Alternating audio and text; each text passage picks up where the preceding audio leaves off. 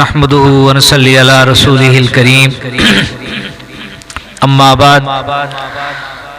فاعوذ بالله من الشيطان الرجيم بسم الله الرحمن الرحيم كل نفس ذائقة الموت قال النبي صلى الله عليه وسلم موتوا قبل ان تموتوا وحاسبوا قبل ان تحاسبوا او کما قال علیہ الصلوۃ والسلام صدق اللہ العظیم وصدق رسولہ النبی الکریم ونحن علی ذلک لمن الشاہدین والشاکرین والحمد للہ رب العالمین۔ انتہائی واجب الاحترام، قابل صد احترام بزرگوں، بھائیوں اور دوستوں، میں نے آپ حضرات کے سامنے قرآن مجید فرقان حمید میں سے ایک آیت مبارکہ اور آقا دو جہاں صلی اللہ علیہ وسلم کے فرامین میں سے ایک فرمان عالی تلاوت کیا ہے۔ دعا فرمائے کہ مجھے اللہ جل شانہ ان کے مفہوم کو صحیح بیان کرنے کی توفیق نصیب فرمائے، پھر مجھے اور آپ سب کو مل کر اس پر عمل پیرا ہونے کی توفیق بخشے۔ میرے محترم بزرگوں اور دوستوں، موت ایک اٹل حقیقت ہے۔ جو بھی اس دنیا میں آیا ہے اس نے ایک دن اس دنیا کو چھوڑنا ہے۔ جس کو اللہ جل شانہ نے زندگی دی ہے اس نے ایک دن فنا بھی ہونا ہے۔ پھر میرا اور آپ کا اس بات پر یقین ہے کہ جانے کے لیے کوئی وقت مقرر نہیں۔ موت ایک گھنٹے بعد آ جائے،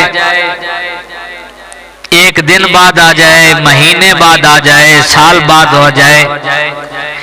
اس کے لیے کوئی وقت مقرر نہیں۔ جب میرا اور آپ کا اس بات پر یقین ہے کہ ہم نے ایک دن مرنا ہے، اور اس بات پر بھی یقین ہے کہ اس دنیا کو کس وقت چھوڑنا ہے، اس کے لیے کوئی وقت مقرر نہیں، تو پھر کیوں نہ ہم اس موت کی تیاری اور فکر کریں۔ یہی وجہ ہے آقا دو جہاں صلی اللہ علیہ وسلم ارشاد فرماتے ہیں موتو قبل ان تموتو، اے لوگوں مرنے سے پہلے مر جاؤ، وحاسبوا قبل ان تحاسبوا، اور قیامت کے دن جو آپ نے حساب و کتاب دینا ہے اس سے پہلے اپنا حساب و کتاب اور جائزہ لینا۔ یہ مرنے سے پہلے مرنا کیا ہے؟ مرنے سے پہلے مرنا کس کو کہتے ہیں؟ علماء کرام نے اس کے دو مطلب لکھے ہیں۔ ایک مطلب تو یہ لکھا ہے کہ انسان کے دل کے اندر جو گناہ کرنے کے دائیں پیدا ہو رہے ہوتے ہیں، جو جذبات انسان کے ابھر رہے ہوتے ہیں، جو ناجائز قسم کی خواہشات انسان کے دل میں پروان چڑھ رہی ہوتی ہیں، فرمایا جو ان جذبات کو، ان خواہشات کو، ان جذبوں کو ختم کر دیتا ہے وہ گویا مرنے سے پہلے مر گیا۔ دوسرا مطلب حکیم الامت شاہ اشرف علی تھانوی رحمۃ اللہ علیہ جو بر صغیر کے ایک نامور عالم دین گزرے ہیں، 1000 سے زائد کتابوں کے مصنف ہیں، وہ لکھتے ہیں کہ ہر ایک انسان کو چاہیے کہ اپنے دن کی تمام تر مصروفیات کو پس پشت ڈال کے کوئی ایک وقت مقرر کرے، خواہ دن کے کسی حصہ میں ہو یا رات کے کسی حصہ میں ہو، اس میں وہ بیٹھ کر تنہائی میں یہ سوچے کہ میں نے ایک دن اس دنیا کو چھوڑ جانا ہے۔ میری پراپرٹی، میری کار، میری کوٹھی، میرے بنگلے، میری جائیداد، میرے کڑیل اور جوان بچے، ان تمام کے تمام نے میرے ساتھ نہیں جانا. اور پھر وہ تصور کرے کہ گویا کہ میں اس دنیا کو چھوڑ چکا ہوں، میرے عزیز و اقارب میرے نہلانے کفنانے کے انتظامات کر رہے ہیں، اس کے بعد مجھے نہلایا جاتا ہے، پھر کفن پہنایا جاتا ہے، پھر یہاں تک کہ میرا جنازہ پڑھ کے مجھے قبرستان کی طرف لے کے جایا جا رہا ہے، پھر وہاں قبر میں ڈال کر کے ہر ایک مٹی سے اپنے ہاتھ صاف کرتے ہوئے گھر کو لوٹ آتے ہیں، اور پھر مجھ سے منکر نکیر آ کے سوال کر رہے ہیں کہ ہاں بھائی تیرا رب کون ہے، تیرا نبی کون ہے، تیرا دین کیا ہے. اس کے ساتھ ساتھ مجھ سے پوچھا جا رہا ہے کہ اللہ جل شانہ نے آپ کو وقت کی نعمت دی تھی، تو نے اس کو کہاں خرچ کیا، تجھے علم دیا تھا تو نے اس پر کتنا عمل کیا، تجھے جائیداد پراپرٹی سے نوازا تھا تو نے اس کو کتنے نیکی کے کاموں میں لگایا. تو یہ سارے کے سارے سوالات اس سے ہو رہے ہیں، اور پھر وہ بندہ ان سوالات کے جوابات اپنے دل سے پوچھے. اگر اس کو نظر آ رہا ہے کہ میرے کوئی جواب بنتے نظر آ رہے ہیں تو اللہ تعالیٰ کا شکر بجا لائے کہ الحمدللہ ان باتوں کے جواب میرے پاس موجود ہیں. اگر خدا نہ خواستہ اس کے پاس کوئی جواب نہیں بن پا رہا تو پھر وہ فکر کرے کہ اس کی زندگی کس سمت جا رہی ہے. میرے محترم بزرگ اور دوستو، عقل مند انسان ہے ہی وہ جو دنیا میں رہ کر کے اپنی آخرت والی زندگی کے لیے فکر کر رہا ہے. آج ہم ظاہری طور پر دانشمند عقل مند دانا انسان اس کو بولتے ہیں جو پیسے سے پیسہ بنانا خوب جانتا ہے، جو لوگوں کو بیوقوف بنانا خوب جانتا ہے، جو اپنی کمال ہوشیاری کے ساتھ لوگوں کے ساتھ اس انداز سے برتاؤ کرتا ہے کہ لوگ کہتے ہیں یار بڑا سمجھدار ہے. لیکن سمجھدار یہ نہیں ہے. سمجھدار جو ہے وہ انسان ہے، آقا دو جہاں صلی اللہ علیہ وسلم ارشاد فرماتے ہیں الکیس من دان نفسہ وعمل لما بعد الموت. عقل مند دانش مند وہ انسان ہے جو اپنے مرنے کے بعد والی زندگی جو ہے اس کے بارے میں فکر مند ہے. حضرت بہلول ایک مجذوب بزرگ گزرے، ان کی مجذوبیت کے دیوانہ پن کے بے شمار واقعات کتابوں میں بھرے پڑے ہیں، لیکن ظاہری طور پر وہ دانا قسم کے آدمی تھے. اللہ والوں کی مجلس میں جب بھی ان کا نام لیا جاتا ہے تو بہلول دانا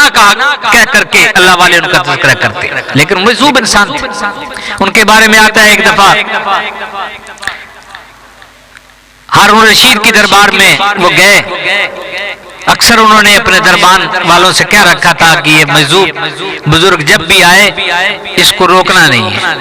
پہلے بادشاہ بڑے سمجھدار ہوا کرتے تھے، للہیت تھی، تقوی تھا، خشیت ان کے اندر تھی. تو اس طرح بہلول کا آنا جانا بھی ہارون رشید کی دربار میں لگا رہتا تھا، کبھی آئے کبھی. ایک دفعہ جب وہ ان کی دربار میں پہنچے تو ہارون رشید اپنی موج مستی میں بیٹھا ہوا تھا، بہلول سے مخاطب ہوا اور کہا کہ بہلول، ایک چھڑی اپنے ہاتھ میں تھی، ان کے ہاتھ میں تھما دی اور کہا بہلول تجھے اگر دنیا میں کوئی سب سے بے وقوف بندہ نظر آئے تو یہ چھڑی میری طرف سے اس کو تحفہ میں دے دینا. انہوں نے وہ چھڑی اپنے ہاتھ میں لے لی. بات آئی گئی ہوگی، وہ چلتے پھرتے گھومتے پھرتے رہے. کافی عرصے کے بعد پتہ چلا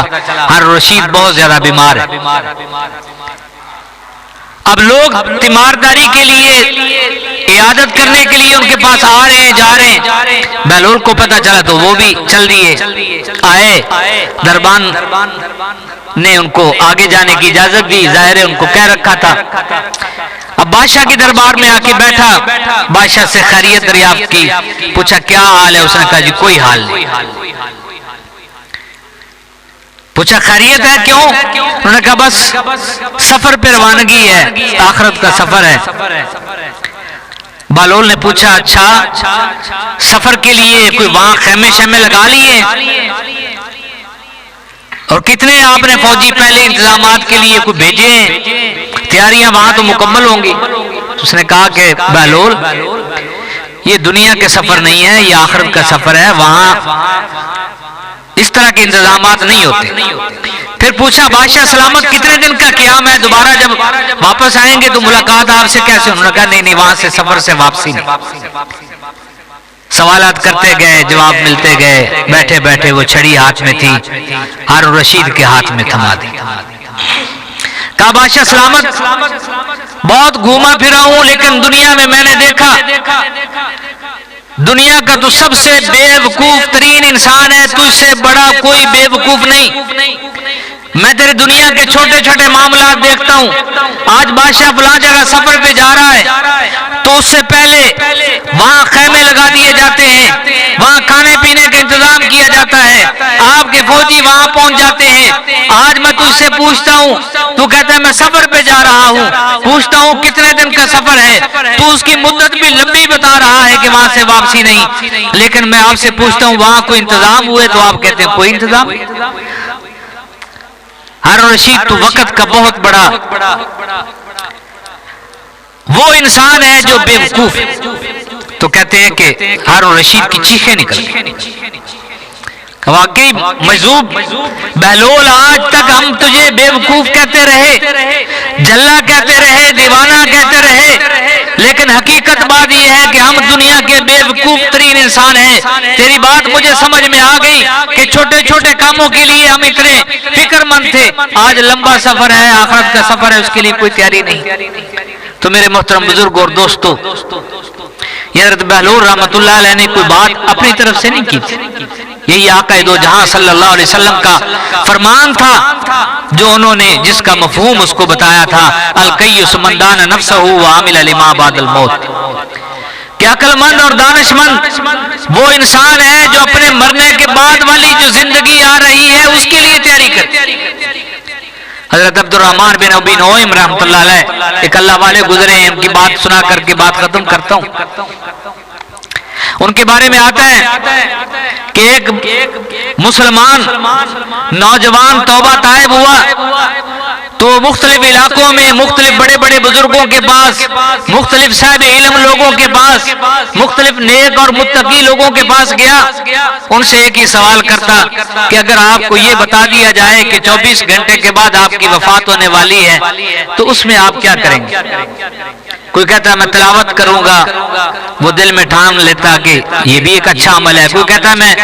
جا کر کے اللہ کے گھر میں سجدہ ریز ہو جاؤں گا، سجدے سے ساری نہیں اٹھاؤں گا یہاں تک کہ میری موت آ جائے۔ کسی نے کوئی عمل پیش کیا، کسی نے کوئی عمل پیش کیا، وہ اسی جذبے کے ساتھ لوگوں سے ملتا رہا، یہاں تک کہ وہ ملتے ملتے ایک اللہ والے عبد الرحمن بن ابی نعیم رحمۃ اللہ علیہ کی خدمت میں پیش ہوا۔ ان سے آ کر کے وہ یہی سوال کرتا ہے تو حضرت فرماتے ہیں کہ میں تو وہی کام کروں گا جو میں پہلے کر رہا ہوں۔ وہ بڑا حیران ہوا کہ حضرت میں آپ کو بتا رہا ہوں، آپ کو یہ بتا دیا جائے کہ 24 گھنٹے آپ کی صرف زندگی ہے، 24 گھنٹے کے بعد آپ کی روح پرواز کر جائے گی، اور آپ کہہ رہے ہیں میں وہی کروں گا جو میں پہلے کر رہا ہوں۔ تو حضرت فرمایا ہاں میں نے اپنی زندگی کے ہر ایک لمحے کو اس انداز میں گزار رہا ہوں کہ یہ میری زندگی کا آخری لمحہ ہے۔ جب میں نماز کے لیے وضو کرتا ہوں تو اچھی طرح وضو کرتا ہوں اور یہ سوچ سمجھ کر کے کرتا ہوں شاید دوبارہ مجھے وضو کی توفیق نہ ہو اور یہی میرا وضو آخری وضو ہو، یہاں تک کہ میں رب ذوالجلال کی بارگاہ میں کھڑا ہوتا ہوں، نماز کے لیے نیت باندھتا ہوں، اس جذبے کے ساتھ کھڑا ہوتا ہوں کہ شاید یہ میری زندگی کی آخری نماز ہو۔ میں تلاوت کرتا ہوں اس جذبے اور لگن کے ساتھ کرتا ہوں کہ یہ میرا اللہ کا کلام ہے، شاید اس کے بعد میری موت آ جائے اور مجھے یہ قرآن کی تلاوت کی توفیق نہ ہو۔ فرمایا جب کوئی برائی کہیں میرے دل میں بھی کھٹکھٹتی ہے تو میں اس ڈر کے ساتھ اپنے قدموں کو روک لیتا ہوں کہیں ایسا نہ ہو کہ میرے قدم اٹھے اور مجھے موت آ جائے، مجھے توبہ کی توفیق نہ ہو۔ فرمایا میں ہر ایک لمحے کو اس انداز میں گزار رہا ہوں کہ شاید اس کے بعد مجھے توبہ کی توفیق نہ ہو، مجھے ٹائم نہ ملے۔ میرے محترم بزرگ اور دوستو، آج ہم نے یہ عہد کرنا ہے کہ ہم جو یہ جمعے کا ایک وقت ہے، مسلمان اس جمعے کو عبادت کے لیے اجتماعی طور پر بڑے جذبے کے ساتھ تیار ہو کر کے آتے ہیں، لیکن یقین جانیے آج مساجد کی ویرانی، اللہ کے گھروں کو بے آباد دیکھ کے ہم جو کونے کونے میں، عدالتوں میں، تھانوں میں، کچہریوں میں، ہسپتالوں میں مارے مارے پھرتے ہیں، ہمارے حالات سمجھ میں آ جاتے ہیں کہ اگر ہمارے اللہ کے گھر آباد ہوتے، یہاں کی رونقیں بحال ہوتی، تو کبھی بھی ہسپتال آباد نہ ہوتے، کبھی تھانے آباد نہ ہوتے، کبھی عدالتیں اور کچہریاں آباد نہ ہوتی۔ یہ ساری کے سارے اسی چیز کا وبال ہے کہ آج اللہ کے گھر ویران پڑے ہیں، بے آباد پڑے ہیں، تو ہمارے گھر کیسے آباد؟ میرے محترم بزرگ اور دوستو، اگر آپ اس جذبے کے ساتھ ہر جمعے کو گھر سے نکلتے ہیں، آتے ہیں کہ ہم نے 10 منٹ 15 منٹ ایک عالم دین کی گفتگو سننی ہے، اس میں وہ قرآن مجید کی آیت کا جو مفہوم بتائے گا، آقا دو جہاں صلی اللہ علیہ وسلم کا کوئی فرمان بتائے گا، اس آقا دو جہاں صلی اللہ علیہ وسلم کے زندگی میں آنے والے کوئی ایک عمل بتائے گا، میں اس کو سیکھوں گا اور اس جذبے کے ساتھ سیکھوں گا، میں اس قرآن کی آیت پر بھی عمل کروں گا، نبی کریم صلی اللہ علیہ وسلم کے اس پیارے طریقے پر بھی عمل کروں گا۔ اگر آپ اس جذبے کے ساتھ ہر جمعے میں آتے ہیں، کوئی ایک چیز لے کے چلے جاتے ہیں، پھر زندگی بھر اس پر عمل پیرا رہتے ہیں، یقین جانیے پھر آقا دو جہاں صلی اللہ علیہ وسلم کا وہ فرمان میرے آپ کے لیے بڑا حوصلہ رکھتا ہے کہ جس میں نبی کریم صلی اللہ علیہ وسلم فرمایا قیامت کا دن ہوگا، صفیں لگی ہوں گی، عام لوگ بھی کھڑے ہوں گے، علماء کرام کی صفیں بھی لگی ہوں گی، کئی ایسے لوگ ہوں گے جو عام دنیا داری میں لگے رہتے تھے، تجارت تھے، کسان تھے، کھیتی باڑی کرتے تھے، لیکن اللہ ان کو علماء کی صفوں میں کھڑا کر دے گا محض اس جذبے کی وجہ سے۔ اللہ فرمائیں گے کہ یہ میرا وہ بندہ تھا جو کہیں عالم دین کی مجلس ہوتی وہاں پہنچ جاتا، جمعے کے موقع پہ پہلے پہنچ جاتا، میں بیان سنوں گا، کہیں کوئی جلسہ ہوتا وہاں پہنچ جاتا، کوئی اللہ والا آتا اس کی مجلس میں پہنچ جاتا تاکہ وہاں سے کوئی چیز سیکھوں گا پھر اس پہ عمل کروں گا۔ فرمایا میرا یہ بندہ اس دنیا سے چلا گیا،